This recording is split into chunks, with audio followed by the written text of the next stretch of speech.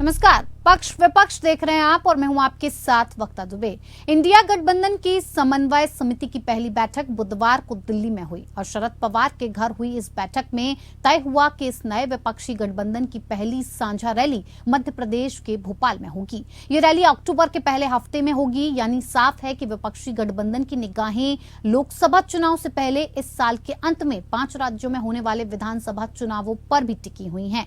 Meeting के बाद India गठबंधन की तरफ से साझा बयान जारी किया गया, जिसमें बताया गया कि 12 पार्टियों के प्रतिनिधि की बैठक में कमेटी ने सीट बंटवारे को लेकर बात शुरू कर दी है। तय हुआ है कि गठबंधन की सदस्य पार्टियां इस पर बातचीत करके जल्द फैसला लेंगी, लेकिन सवाल तो यही है कि क्या सीट शेयरिंग पर सभी दल सहमत हो पाएंगे, क्योंकि हर राज्य के अलग अलग सियासी समीकरण हैं और गठबंधन में अपनी ताकत दिखाने के लिए हर दल ज्यादा से ज्यादा सीट पाने की कोशिश करेंगे। खासकर राहुल की भारत जोड़ो यात्रा और फिर हिमाचल और कर्नाटक में कांग्रेस की शानदार जीत के बाद कांग्रेस की महत्वाकांक्षा बढ़ गई है। कांग्रेस को लगने लगा है कि इस बार वो ज्यादा सीटों पर चुनाव लड़कर बाजी पलट सकती है। इसी बीच उत्तर प्रदेश में विपक्षी गठबंधन में बड़ी दरार सामने आई है। प्रदेश कांग्रेस अध्यक्ष अजय राय ने समाजवादी पार्टी पर एक बड़ा आरोप लगाया है। यूपी कांग्रेस अध्यक्ष अजय राय ने सपा पर उपचुनाव में कांग्रेस प्रत्याशी को हराने का आरोप लगाया। कांग्रेस नेता अजय राय ने कहा कि हमारे एक कार्यकर्ता ने मऊ की घोसी सीट पर हुए उपचुनाव में सपा कार्यकर्ता को सपोर्ट किया और इंडिया गठबंधन के प्रत्याशी को जिताया। तो वहीं उत्तराखंड की बागेश्वर सीट पर हुए उपचुनाव में सपा ने कांग्रेस उम्मीदवार के खिलाफ अपना प्रत्याशी खड़ा किया, जिसकी वजह से हमारा प्रत्याशी 1600 वोटों से हार गया, क्योंकि इस उपचुनाव में सपा प्रत्याशी को 2200 वोट मिले। अजय राय ने कहा कि अगर बागेश्वर सीट पर समाजवादी पार्टी कांग्रेस का साथ देती तो हमारे प्रत्याशी की जीत होती। अजय राय के इस बयान के बाद सपा और कांग्रेस के रिश्तों पर अब सवालिया निशान खड़ा हो रहा है। रिपोर्ट देखिए।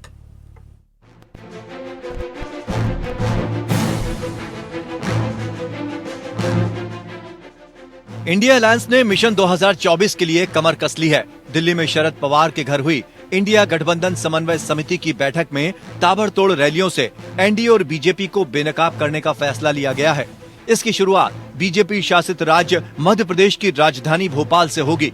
मध्य प्रदेश में जल्द ही विधानसभा चुनाव भी होने वाले हैं। ऐसे में यहाँ पहली रैली कर विपक्षी गठबंधन अपनी ताकत का एहसास कराएगा। पहली संयुक्त सार्वजनिक रैली अक्टूबर के पहले सप्ताह में महंगाई, बेरोजगारी और भाजपा सरकार के भ्रष्टाचार के मुद्दों पर भोपाल में होगी। वहीं जातीय जनगणना के मुद्दे को भी जोर शोर से उठाने पर सहमति बनी है। The committee decided to hold joint public meetings in different parts of the country. The first public meeting will be held at Bhopal in the first week of October in the issue of rising prices, unemployment and corruption of BJP government. The parties present in the meeting agreed to take up the issue of caste census. The coordination committee authorized the subgroup of media to decide upon the names of the anchors on whose shows none of the India parties will send their representatives. गठबंधन की rally BJP पर हल्ला बोल NDA को सत्ता से उखाड़ फेंकने की कसमें। यहाँ तक तो सब ठीक है। इंडिया गठबंधन के सभी दलों में इस मुद्दे पर सहमति नजर आती है, लेकिन असली अग्नि परीक्षा तो सीटों के बंटवारे को लेकर होगी। बैठक में समन्वय समिति ने सीटों का बंटवारा तय करने की प्रक्रिया शुरू करने का फैसला किया है।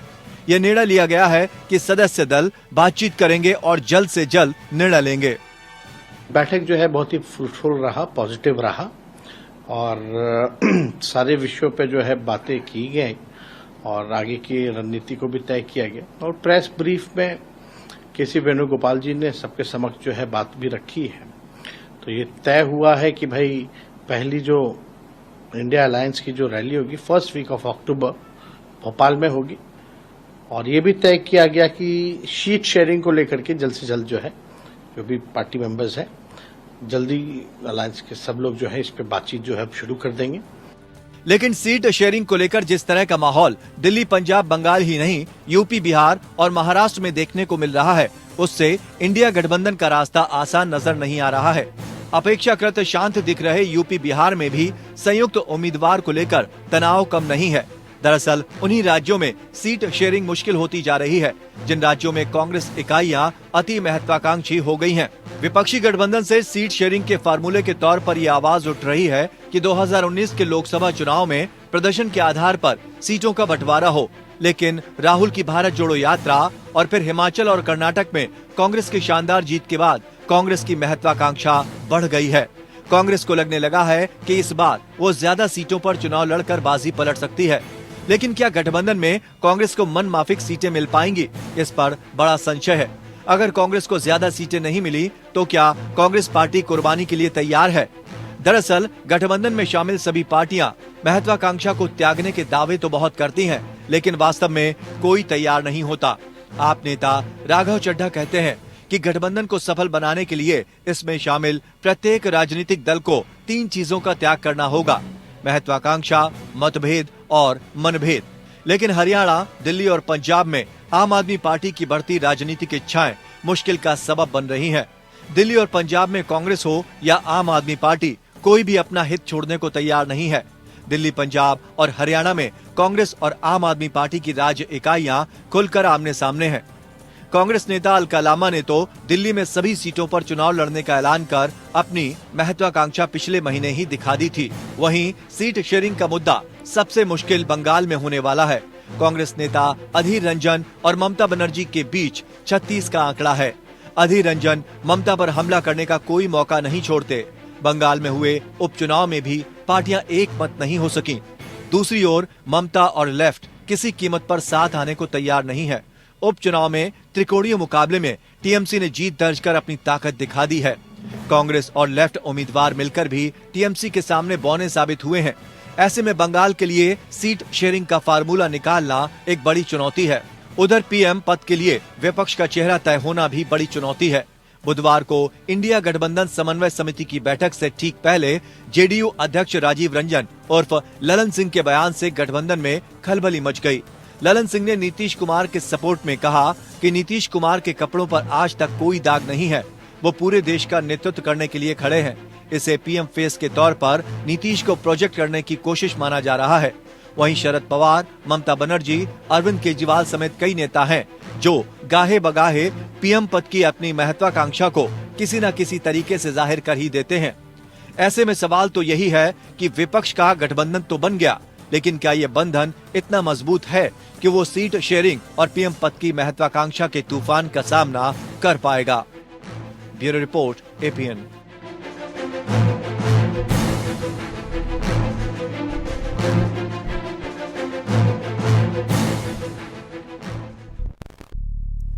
तो सीट शेयरिंग को लेकर ये जो पूरा मामला है, पूरा जो गठबंधन किया गया है, इसकी गांठ सुलझ पाएगी, ये फांस निकल पाएगी, इसी पर बातचीत करेंगे। और बातचीत के लिए हमारे साथ सभी खास मेहमान जुड़ चुके हैं, जिनसे मैं आपका परिचय करवा देती हूं। चंद्रेश कुमार सिंह, प्रवक्ता कांग्रेस, हमारे साथ जुड़ चुके हैं। संजय सरकार, प्रवक्ता टीएमसी, हमारे साथ जुड़ चुके हैं। साथ ही साथ प्रोफेसर के त्रिपाठी, प्रवक्ता जेडीयू, हमारे साथ जुड़े हुए हैं। और साथ ही नीतीश चौरसिया, प्रवक्ता आप, हमारे साथ जुड़े हुए हैं। सभी का बहुत बहुत स्वागत है कार्यक्रम में। सबसे पहले चंद्रेश कुमार जी, आप ही से शुरुआत करते हैं, क्योंकि सीट शेयरिंग के लिए लगातार ये बात की जा रही थी कि मीटिंग हुई है और इसमें इसका हल जरूर निकल पाएगा, लेकिन लगातार देख रहे हैं कि इस बात को आगे आने वाले वक्त पे टाल दिया जाता है कि अब अगली मीटिंग होगी तब ये तय किया जाएगा कि सीट शेयरिंग को लेकर क्या कुछ फॉर्मूला होगा।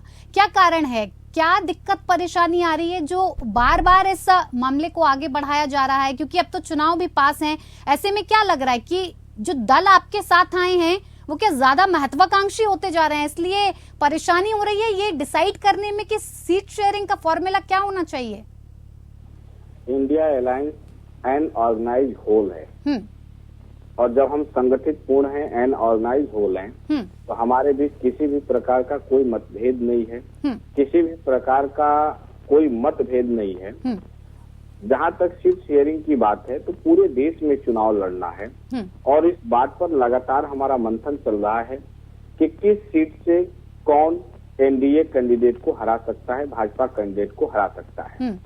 एक एक सीट का हम बारीकी से समीक्षा कर रहे हैं, बारीकी से मूल्यांकन कर रहे हैं, और जब हम रिव्यू कर लेंगे उसके बाद वहां पर कैंडिडेट डिक्लेयर कर दिए जाएंगे। हमारे यहाँ किसी भी प्रकार को कोई भी मतभेद नहीं है, कोई विवाद नहीं है। इंडिया अलायंस लगातार आगे बढ़ रहा है, हमारा कुनबा भी बढ़ता जा रहा है और सबसे महत्वपूर्ण बात यह है कि देश की आम जनता का विश्वास लगातार हमारे अलायंस के साथ जुड़ता जा रहा है। 2024 में फिरका परस्त ताकतों को, सांप्रदायिक ताकतों को, देश के विकास में बाधा उत्पन्न करने वाली देश विरोधी सरकार को किस तरीके से हम उखाड़ कर फेंक दें, इस मुहिम पर लगातार हम लोग काम कर रहे हैं। नहीं सर, इसका फॉर्मूला क्या होगा चंद्रेश जी?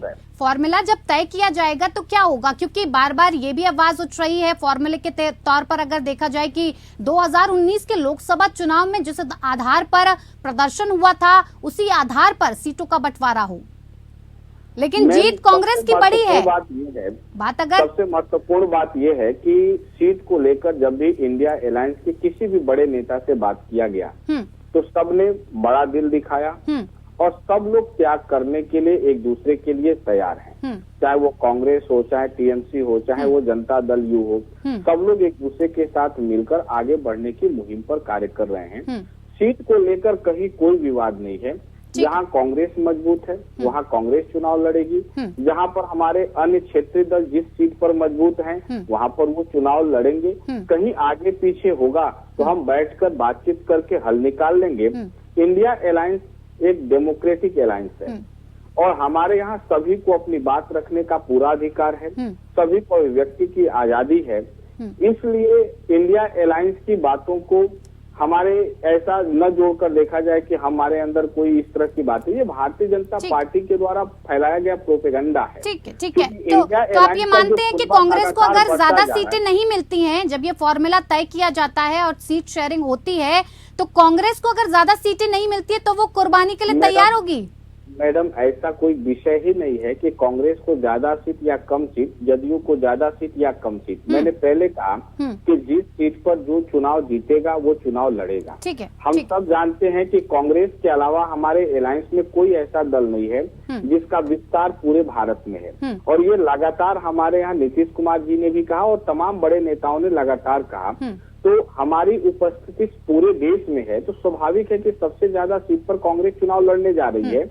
202 सीटों को हमने ऐसे चिन्हित किया है जहां पर कांग्रेस और बीजेपी में सीधे टक्कर है और यदि वहां पर बाकी दलों का सहयोग हमें मिलता है तो हम न सिर्फ बीजेपी को हराएंगे जबकि कई ऐसे सीट हैं जहां बीजेपी को जमानत बचाना मुश्किल हो जाएगा। ठीक है। नहीं, लेकिन देखिए सभी पार्टियों की महत्वाकांक्षा मजबूत है तो स्वाभाविक है कि बिहार में ज्यादा सीटों पर वो चुनाव लड़ेंगे। यूपी में यदि समाजवादी पार्टी की स्थिति अच्छी है तो स्वाभाविक है कि वो ज्यादा सीटों पर यूपी में चुनाव लड़ेंगे। तो हम मिल बैठकर ये तय कर लेंगे कि किस सीट पर किसको चुनाव लड़ना है।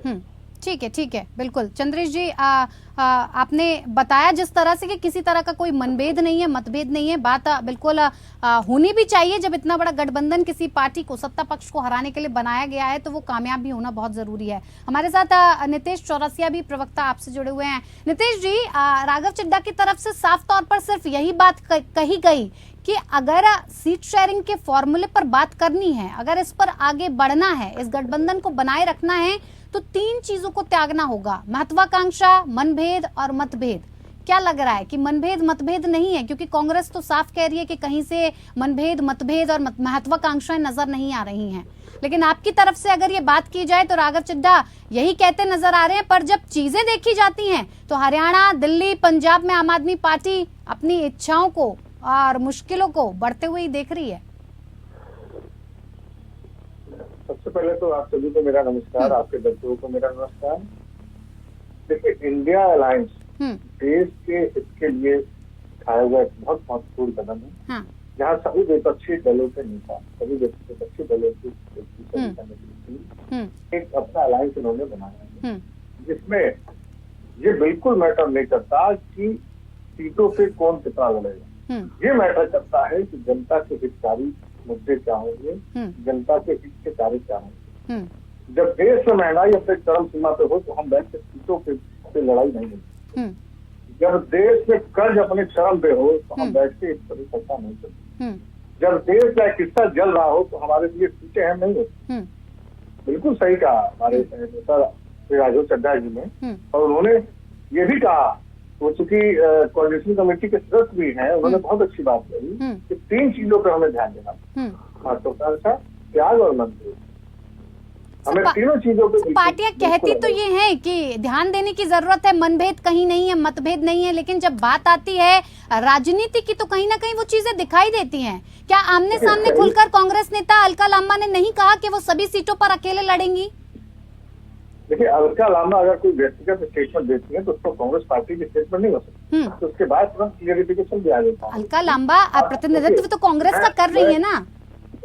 मुझे लगता है कि जिस दिन संगठन बना, इंडिया एक संगठन बना, तो उस दिन से तमाम अटकलें बनती आ रही है, और आप देखेंगे कि उसकी एक एक कड़ी कड़ी सुलझती जा रही है। मैं आपको दावा करता हूँ कि जितने भी कड़ी आपके दिमाग में है, या आपके मन में है, या देश के मन में है, मैं आपको भरोसा दिलाता हूँ कि वो सारी कड़ी आपको सुलझी हुई मिलेगी, और बहुत सुरक्षित तरीके से मिलेगी, और देश भी उस पर भरोसा करेगा। ऐसा मेरा दावा है, आपको ऐसा मेरा विश्वास है। बिल्कुल।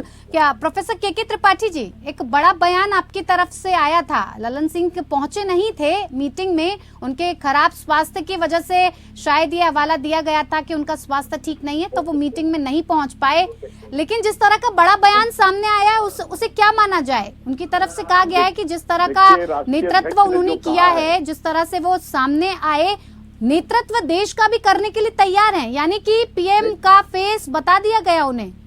देखिए, राष्ट्रीय अध्यक्ष ने जो बयान दिया है, हाँ। तो सही गलत नहीं दिया जी। हिंदुस्तान की पॉलिटिक्स में आप देखा जाए, हाँ। तो माननीय नीतीश कुमार से बेहतर कोई कैंडिडेट है नहीं। माननीय नीतीश कुमार लगभग 17 वर्षों से बिहार में मुख्यमंत्री के पद पे है, जन समर्थन बिहार का मिला हुआ जनता का, और लगभग 15 साल तक वो केंद्र मंत्री रहे, रेल रहे, कृषि रहे और ट्रांसपोर्ट मंत्री रहे, तो उनके ऊपर कहीं उस हिस्से पे कोई दाग नहीं। और सबसे बड़ा चेहरा हिंदुस्तान की पॉलिटिक्स में जो प्रधानमंत्री ने 3 पॉइंट सेट किए हैं 2024 के चुनाव के लिए, वो कहा भ्रष्टाचार, भ्रष्टाचार नहीं है नीतीश कुमार। दूसरा कहा परिवारवाद, परिवारवाद बिल्कुल नहीं है। तीसरा कहा है कि साहब वो तुष्टीकरण, हमारे यहाँ तुष्टीकरण नहीं, हम सब तो सभी धर्मों का सम्मान करते हैं। हमारे यहाँ महिलाओं को सशक्तिकरण के लिए 50% आरक्षण हमने दे दिया चुनाव में बिहार। हमने बिहार में सुशासन का खिताब भारतीय जनता पार्टी के लोगों ने दिया, माननीय अमित कुमार, माननीय प्रधानमंत्री और अमित शाह जी ने दिया। तो ऐसा नहीं है, अगर देश का चेहरा देखा जाए तो देश को लीड करने की ताकत और बैकवर्ड है एक कम्युनिटी से जिसका 52% आबादी है हिंदुस्तान की, यानी कि पीएम फेस के तौर पर अगर चुना जाए तो आप मानते हैं कि नीतीश कुमार जी का नाम सबसे आगे होना चाहिए? बेहतर, वन ऑफ द बेस्ट। तो क्या लगता है आपको, इंडिया गठबंधन में जितने दल शामिल हैं इस बात पर सहमति जताएंगे? बिल्कुल सहमति तो होनी चाहिए, और ना हुई तो अब वर्कर हूँ, मैं तो प्रवक्ता हूँ पार्टी का। मेरा तो मानना है कि मेरा नेता प्रदेश का प्रधानमंत्री बने, ये तो मेरी सोच है ही। और हम तो इस हर चैनल के माध्यम से, आपके चैनल के माध्यम से ये कहना चाहते हैं कि देश को अच्छा नेतृत्व दे सकते हैं इतना अनुभवी नेता मेरे ख्याल से अभी तो गठबंधन में नहीं कोई है। चाहे अनुभव के आधार पे देख लीजिए, चाहे भ्रष्टाचार कहीं दूर दूर तक कुर्ते पे दाग नहीं है, न सीबीआई का डर है, न ईडी का डर है। इसके बारे में मैं बाकी के जो हमारे जुड़े हुए हैं नेता उनसे मैं बात करूंगी, लेकिन पहले मैं प्रतिक्रिया ईडी और सीबीआई से लड़ रही है। ठीक है, संजय सरकार जी प्रवक्ता टीएमसी से जुड़े हुए हैं। सर, टीएमसी में भी इसी तरह की अटकलें लगाई जा रही है, क्योंकि टीएमसी से ममता बनर्जी भी नहीं पहुंची, अभिषेक बनर्जी भी नहीं पहुंचे, और कहीं ना कहीं कांग्रेस के अधीर रंजन चौधरी और ममता बनर्जी के बीच में जो जंग देखी जा रही है, उस पे कैसे संभावना व्यक्त करते हैं कि आगे आने वाले वक्त में सब ठीक हो जाएगा और जो सीट का फॉर्मूला है वो भी ठीक ठाक से तरीके से निपट जाएगा, बंगाल में कोई मुसीबत या परेशानी नहीं आएगी? देखिए, दीदी ने पहले ही तय कर दिया है, जो जहां मजबूत है वही वहां पर लड़ेंगे। आप बंगाल में अगर मजबूत नहीं है तो अभी मेरे कांग्रेस के जो प्रवक्ता जो बोले हैं बहुत अच्छे बात है, बहुत अच्छे तरह से बोले, मैं बहुत अच्छा लगा। हम तो उस तरह से लड़ाई नहीं करेंगे, जो जहां मजबूत है वही सिचुएशन वही में लड़ेंगे। अगर आपको पास में कैंडिडेट खड़ा कर दिए हैं, जमानत जब्त हो जाएंगे, और हर सीट में देखिए कहीं कहीं ऐसा भी होता है 500 से 50,000 भी मार्जिन होता है, कहीं 2-3 लाख भी मार्जिन होता है। अगर देखा जाए, अगर गठबंधन नहीं भी हुआ है, कांग्रेस और कम्युनिस्ट अलग लड़ेंगे। हम यहाँ काफी काबिल है बंगाल में। हम 42 में कम से कम 38 से 40 सीट अकेला जीतने के काबिल है, मैं आपको बता रहा हूँ। बिहार में भी जो सिचुएशन है, मैं आपको बता रहा हूँ, बिहार और बंगाल मिलाकर लगभग 70 से 75 सीट इंडिया को झोली में जा रहे हैं। के त्रिपाठी जी के बाद से अभी हम नहीं कुछ बोलेंगे, अभी कौन प्रधानमंत्री बनेंगे नहीं बनेंगे, ये एक कॉमन मिनिमम प्रोग्राम में तय किया जाएगा। अभी सिचुएशन क्या है एक देश में, मतलब उस समय महाभारत में आप देखे थे दुर्योधन दुशासन थे, अभी बोल रहे भारत में भी दुर्योधन दुशासन है। दुर्योधन दुशासन के सरकार से अभी किसी भी हाल में जनता राहत चाहिए। नहीं सर, तो ये लेफ्ट और टीएमसी की जो पुरानी अदावत है वो बंगाल में कैसे सदेगी, कैसे सद पाएगी? नहीं, आप मेरा बात समझ ही नहीं पाए शायद। हम क्या बोले, जो जहाँ मजबूत है उसी तरह से लड़ेंगे। हम ना हम कम्युनिस्ट को पक्ष में जाएंगे, ना भारतीय जनता पार्टी को पक्ष में जाएंगे। हम अपने अकेला लड़ेंगे और एनडीए को मैं 38 से 40 के बीच में जो सीट है हम उसको देंगे, गिफ्ट करेंगे इंडिया को देंगे। मैं आपको बता रहा हूँ। और बंगाल 70 से 75 सीट मिलेंगे आपको इंडिया जो गठबंधन है उसको मिलेंगे, मैं हकीकत बता रहा हूँ। और किससे देखिए मिलता है नहीं मिलता बस क्या बात है, जनता जनार्दन है, उनके राय के ऊपर सब कुछ निर्भर करता है। बंगाल में हम जो विकास किए हैं वो विकास शायद हिंदुस्तान में कोई भी सरकार नहीं कर पाएंगे। जो हमको कृषि कानून में हमको प्राइज मिलता है, आप बेटी बचाओ बेटी पढ़ाओ जो बोलो करना सिर्फ बंगाल में यूनेस्को से प्राइज मिला है। अभी देखिए संजय जी, मेरे पास वक्त कम है, मैं बाकी के लोगों से एक 30 सेकंड का रिएक्शन जानना चाहूंगी। 30 सेकंड में खत्म कर ठीक है सर। आपको मैं बताता हूँ, गवर्नमेंट ऑफ इंडिया का जो एक ये है ईपीएफ है, 2020 में जब आपको मालूम है, जब आपको कोरोना काल में दिसंबर से लेकर जनवरी से लेकर जून से दिसंबर तक, उस समय प्लेसमेंट 1,20,000 ईपीएफ बोल रहा है। और प्लेसमेंट सर्विस में all India council of technical education minister of HRD के अंडर में जो पड़ता है वो बोलता है बंगाल 50% देता है, या हिंदुस्तान में गुजरात इतना डेवलप मोदी जी बोलता है वहाँ 28% देता है। तो ये तो डेवलप का नमूना है। हम तो जो जीतेंगे, मतलब ये क्या है, मैं आपको बता रहा है, आने वाला पाल में हिंदुस्तान में इंडिया का सरकार बिल्कुल बन रहे हैं। और भारतीय जनता पार्टी को ये तो देखने वाली बात होगी कि विपक्ष का गठबंधन तो बन गया है, लेकिन क्या ये बंधन इतना मजबूत है कि वो सीट शेयरिंग और पीएम पद के महत्वाकांक्षा के तूफान का सामना कर पाएगा? ये देखने वाली बात होगी और आगे आने वाले वक्त में हम ये जरूर देखेंगे। फिलहाल आप सभी मेहमानों का हमारे साथ इस खास कार्यक्रम में जुड़ने के लिए बहुत बहुत धन्यवाद। पक्ष विपक्ष पे मेरे साथ इतना ही। नमस्कार।